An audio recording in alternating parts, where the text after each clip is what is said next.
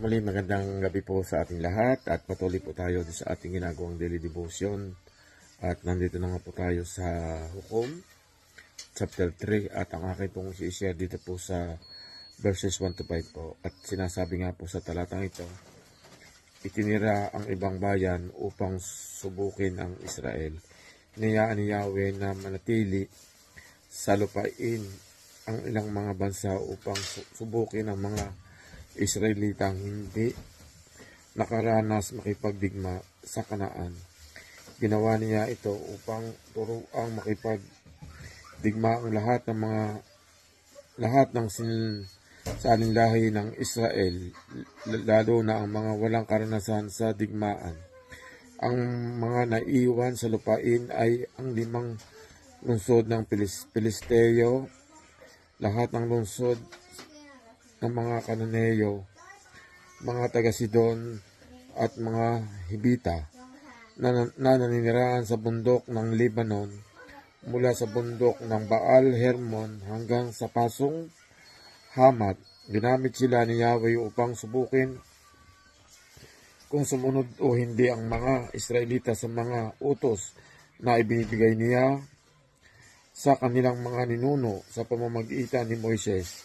Kaya nanirahan ang mga Israelita sa lupain iyon kasama ng mga Kananeo, Hiteo, Amoreo, Pereseo, Hibita at Jebuseo. Amen. Purihin po ang Panginoon sa pagkabasa ng banal na salita. God bless everyone. Magandang gabi po sa ating lahat at muli tayo po mag-share sa ating daily devotion. Dito pa rin po sa Judges chapter 3 verse 6 to 9. At kinuha nila ang kanilang mga anak na babae upang maging mga asawa nila. At ibinigay ang kanilang sariling mga anak na babae sa kanilang mga anak na lalaki. At naglingkod sa kanilang mga Diyos. At ginawa ng mga anak na Israel ang masama sa paningin ng Panginoon. At nilimot ang Panginoon nilang Diyos at naglingkod sa mga Baal at sa mga Aserot.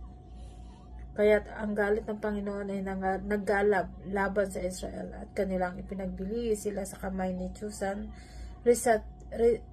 Risadim na hari sa Mesopotamia, at ang mga anak ni Israel ay naglingkod kay Chusan Risadim na 8 taon. At nang dumaing sa Panginoon ang mga anak ni Israel ay nagbangon ang Panginoon ng isang tagapagsalita sa mga anak ni Israel na siyang nagligtas sa kanila na makatuwid, bagay si Othniel na anak ni Sinas na kapatid na bata ni Caleb. Amen. Magandang umaga po sa inyong lahat. Ang babasahin ko po ngayon, Hukom chapter 3 verse 10 to 13. Nilukubay siya ng Espiritu ni Yahweh at siya'y naging hukom at pinuno ng Israel.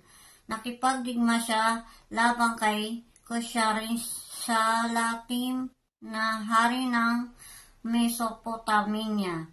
Sa tulong ni Yahweh, natalo ito ni Othniel na karoon ng kapayapaan sa lupain sa loob ng 40 taon hanggang sa mamatay si Othniel na anak ni Kenas. Muling gumawa ng kasamaan ang mga Israelita laban kay Yahweh. Dahil dito, si Eglon na hari ng Moab ay pinalakas ni Yahweh ng higit kaysa sa Israel. Nakipagsabwatan si Eglon sa mga Amonita at ang mga Amalekita. Natalo nila ang Israel at nasakop ang lungsod ng Palma. Amen. Babasahin ko Hukom chapter 3 verse 14 to 17. At ang mga anak ni Israel ay naglingkod kay Eglon na 18 taon. Nagunit nang dumaing ang mga anak ni Israel sa Panginoon. Ibidangon sa kanila ng Panginoon ang isang tagapagligtas, si Aod na anak ni Gera, ang Benjamita na isang lalaking kaliwete.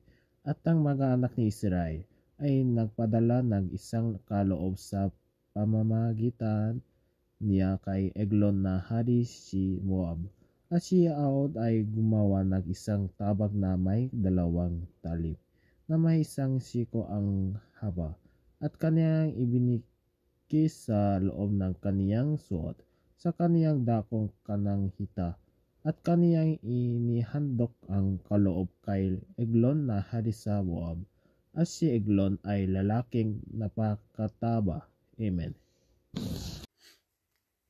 Magandang gabi po sa ating lahat. Ang aking share ngayon ay makikita sa Hukom Kapitulo 3, versikulo 18 hanggang 21. Ito po ang sinasabi. At nang siya matapos makipaghandog ng kaloob, ay pinagpaalam niya ang mga tao na nagdala ng kaloob. Ngunit siya nga ay bumalik mula sa tibagan ng bato na nasa piling ng Gilgal. At nagsabi, ako'y may isang pasugong lihim sa iyo, o hari. At kanyang sinabi, tumahimik ka, at yung lahat ng nakatayo sa siping niya ay umalis sa harap niya. At si Aud ay naparoon sa kanya, at siya nakaupong mag-isa sa kanyang kabahayan na pang tag-init. At sinabi ni Aud, ako may dalang pasugo sa iyo na mula sa Diyos. At siya tumindig sa kanyang upuan. At inilabas ni Aud ang kanyang kaliwang kamay at binunot ang tabak mula kanyang kanang hita at sinaksak sa kanyang tiyan. Yun lang po. Punin ng Panginoon. God bless. Maraming salamat. Magandang gabi po sa lahat. Ang babasahin ko po ngayon ay makikita sa Hukom 3 verse 22 to 26. Even the handle sank, and after the blood and his bowel discharged, Ehud did not pull the sword out, and the fat closed in over it. Then Ehud went out to the porch. He shut the doors of the upper room behind him and locked them. After he had gone, the servant came and found the doors of the upper room locked. They said he must be relieving himself in the inner room of the palace. They waited to the point of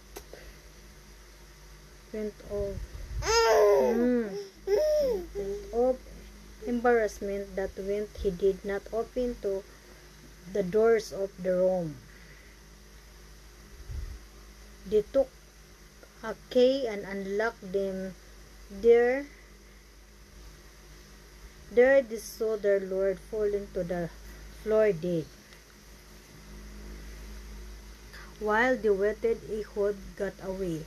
He passed by the stone image and escaped to Seirah. When he arrived there, he blew a trumpet in the hill country of Ephraim, and the Israelites went down with him from the hills with him leading them.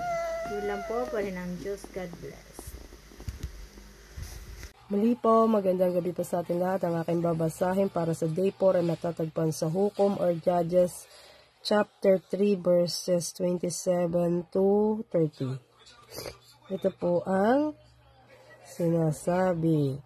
Pagdating sa kaburulan ng Ephraim, hinipan niya ang trompeta at nagsidatingan ng mga Israelita at mula roon, pinangunahan niya sa pakikidigma ang mga ito. Sinabi niya sa kanila, sumunod kayo sa akin, pagtagumpayin kayo ni Yahweh laban sa mga Moabita.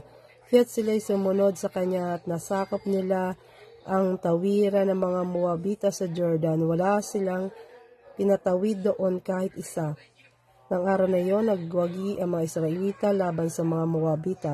Nakapatay sila ng may 10,000 Moabita na pawang matitipuno at malakas. Wala ni isa mang nakatakas mula noon. Nagkaroon ng kapayapaan sa lupain sa loob ng 8 taon. Purihin ang Diyos sa pagkabasa ng kanyang mga salita.